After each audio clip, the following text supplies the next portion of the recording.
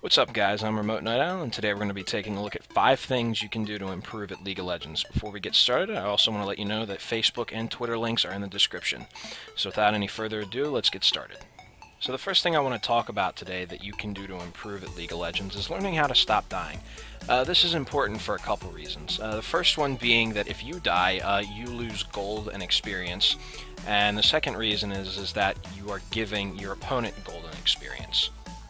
So a few important things to note with this. First of all, if you find that you're losing lane or being outdamaged by your opponent, it's better just to sit back and farm up experience and gold than to, keep giving up kills and trying to kill them.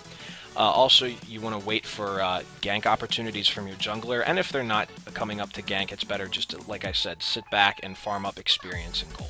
Now, worst case scenario, if you're getting camped by the enemy jungler and they're constantly coming up to gank you, it's always better to lose tower than to give up those couple kills, because when you lose tower, they can't come back to destroy it again, so that's the only time that they're going to be picking up gold off of that.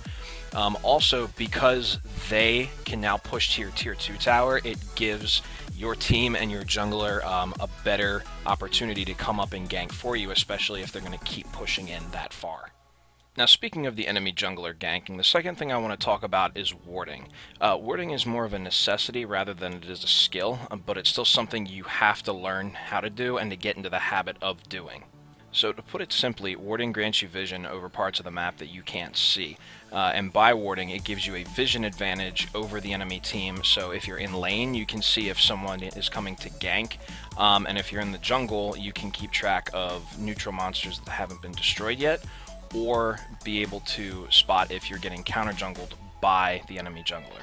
And one quick note, there are 2 types of wards that you can use. There are stealth wards and then there are vision wards. Stealth wards simply go invisible and grant vision of a particular area.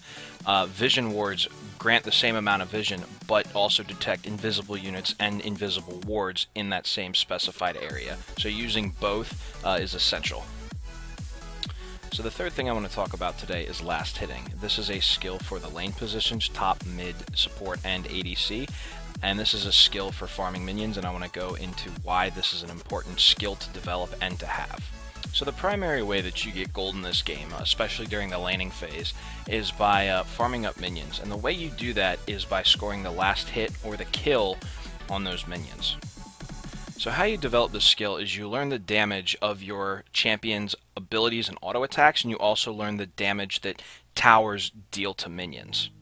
So obviously when it comes to farming lane minions, every champion's ability damage and auto attack damage is going to vary.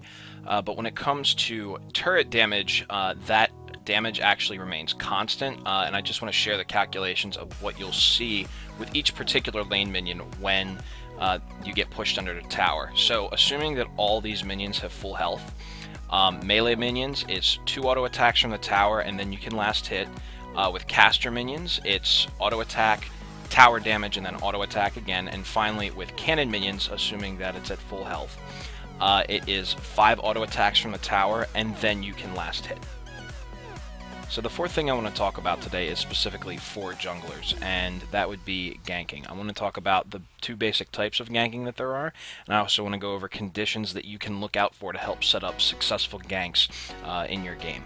So really quickly, the purpose of ganking is for the jungler to come into a lane and to set up an advantage for their team by making it a 2v1 if it's top or mid lane, and a 3v2 if it's bot lane. And then the 2 reasons that you would want to gank is to either A, burn enemy summoner spells, or B, if you get lucky enough to secure kills for your team. So before I go into the 2 different kinds of ganks, I want to talk about the conditions you need to look for that'll tell you whether or not it's a good idea to gank. The first condition is you want to look to see if the enemy team is pushed to your tower. And if you see that they're constantly pushing your friendlies back to their tower, that's a good time to come down through river and come up right behind them and set up a good gank. So the second condition you want to look for when ganking is if you see that there are more enemy minions in a lane than there are friendly minions, you want to start to make your way towards that lane, because that means the enemy is going to start pushing towards your friendly tower, and you're going to be at a good position to gank from the river and come around behind them. So now that I've gone over 2 conditions that you want to look for when ganking, I want to go over the 2 different types of ganks. So the first basic type of gank is simply a ganking from river. This can be used under condition 1 or 2, and basically what that means is if you're going up the top lane or coming down to mid or bot, you simply just want to gank from the river and make it a 2v1 or a 3v2 depending on which lane you're ganking. So the last basic type of gank is an in-lane gank. So basically you only want to use this under condition 2 and either in top lane or bot lane. How this works is when you see your team push to the enemy tower and you see that more enemy minions are starting to pile up and the lane will reset, you want to come down on the edge of the lane and then go into the first bush and wait for the enemy to come back up. And then once you are in range of him, then you can gank from there.